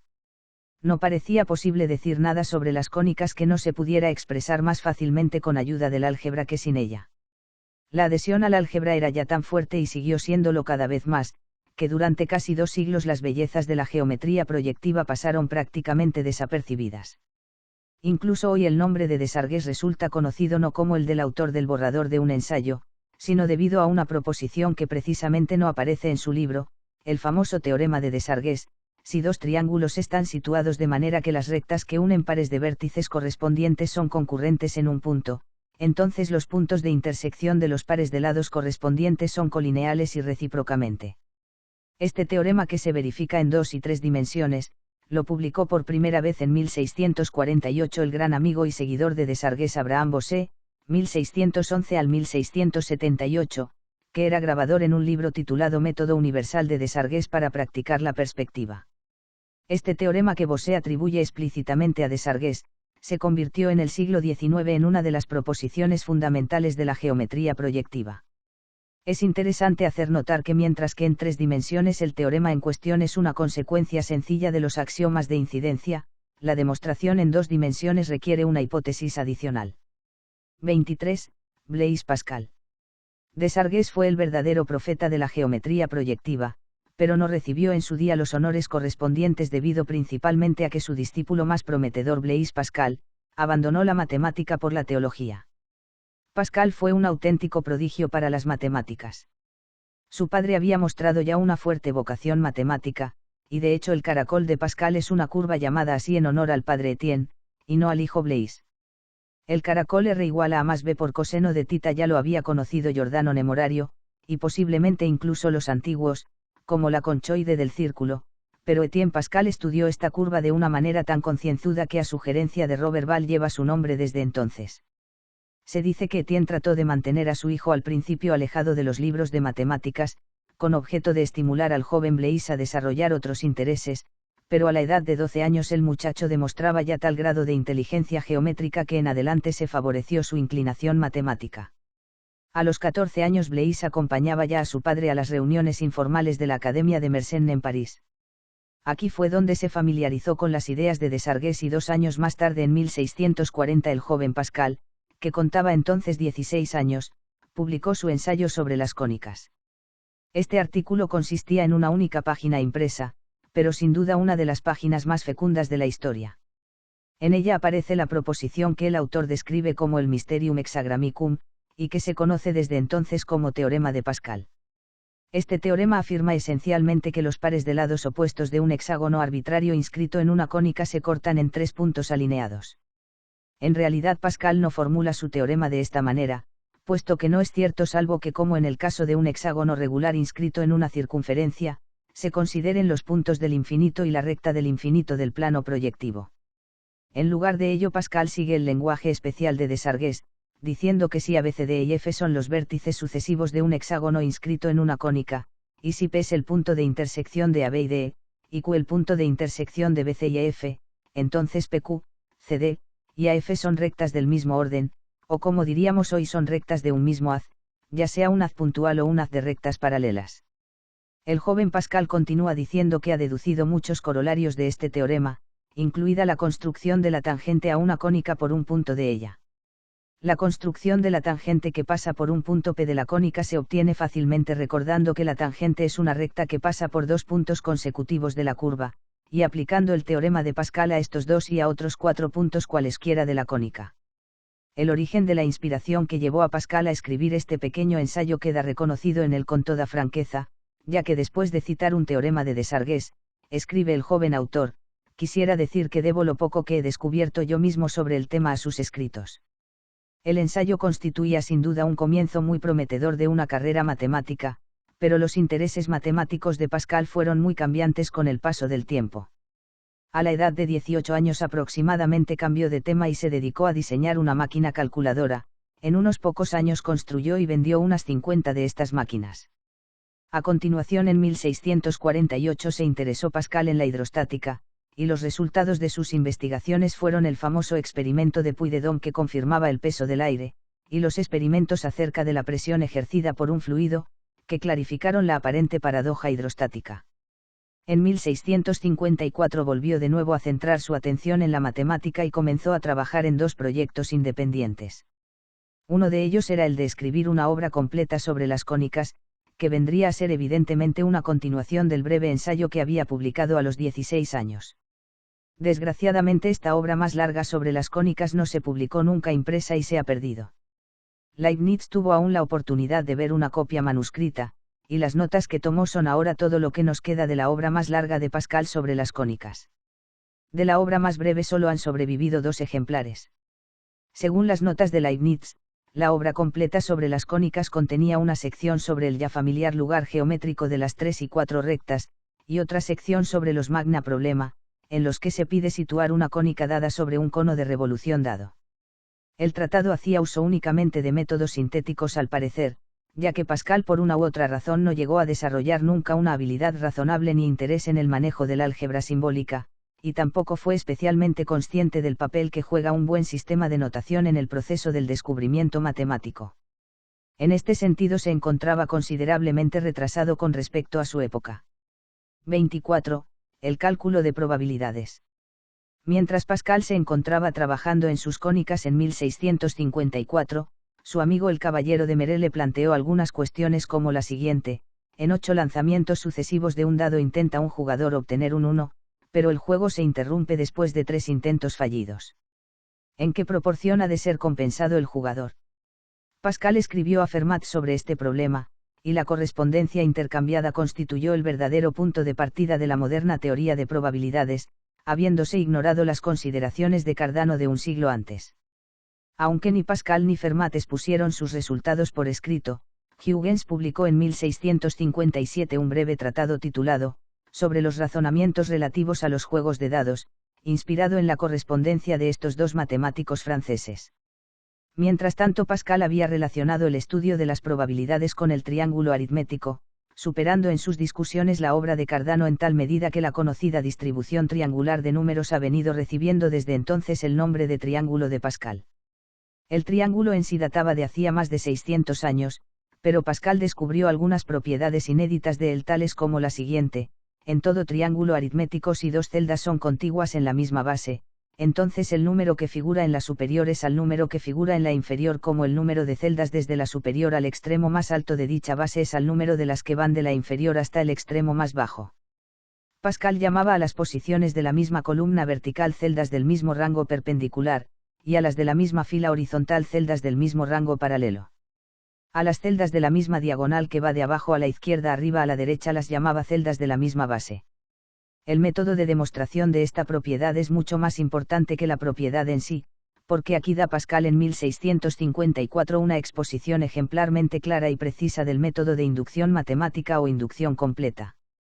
Pueden encontrarse ya ciertas indicaciones anteriores de este método en la obra de Maurolico, pero Pascal tenía una habilidad excepcional para clarificar conceptos, y de ahí el que comparta con Fermat y otros el mérito de haber desarrollado el razonamiento por recurrencia. El nombre mismo de inducción matemática parece haber tenido su origen mucho más tarde, en el artículo de Morgan sobre inducción matemática en la Enciclopedia Penny de 1838.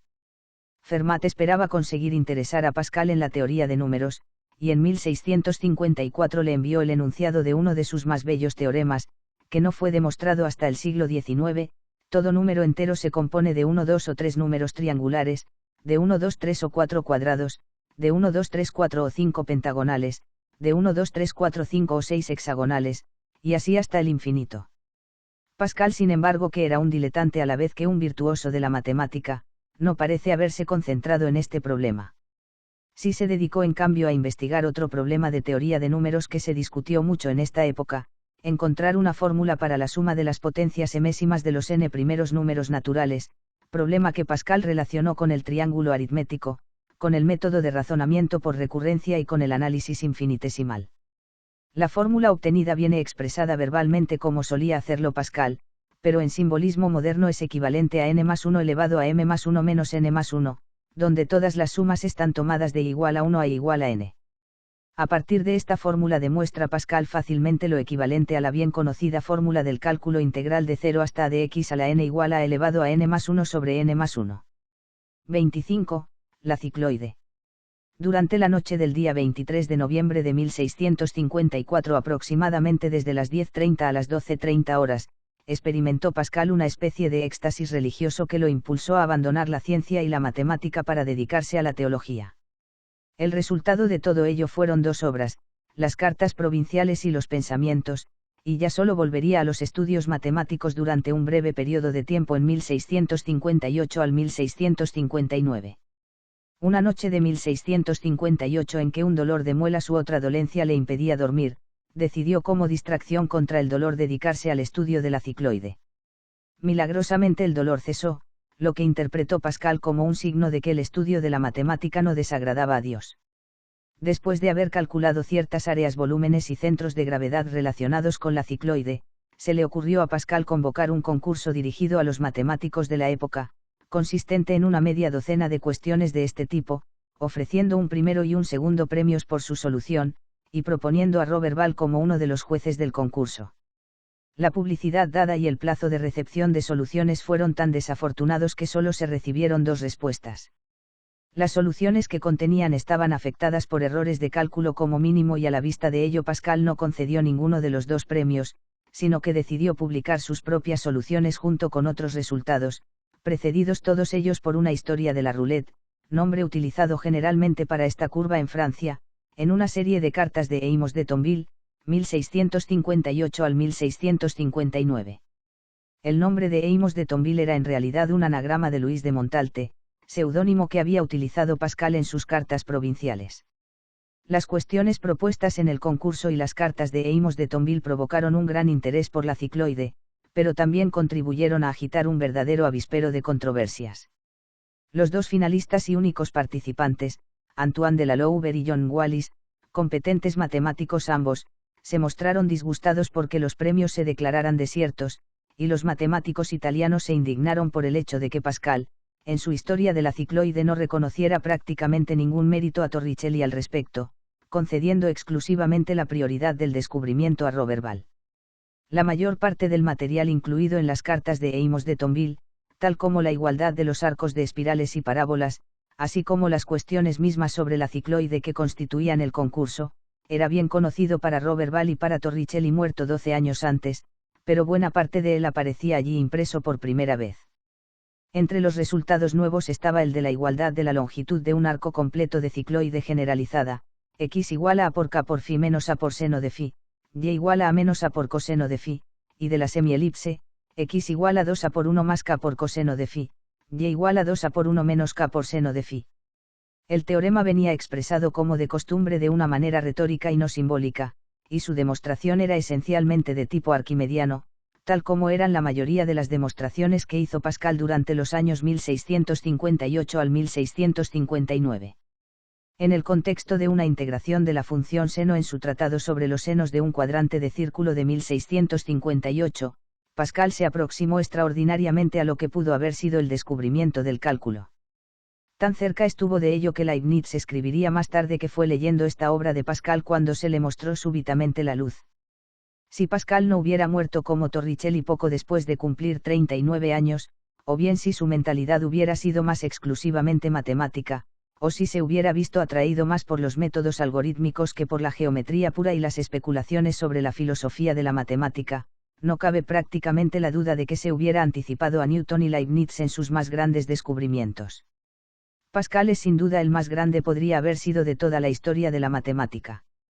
No obstante, sí fue de hecho uno de los más importantes lazos de unión en el desarrollo matemático de la época. En este sentido no estuvo solo, desde luego. En el próximo capítulo estudiaremos la obra de los más inmediatos precursores de Newton y Leibniz.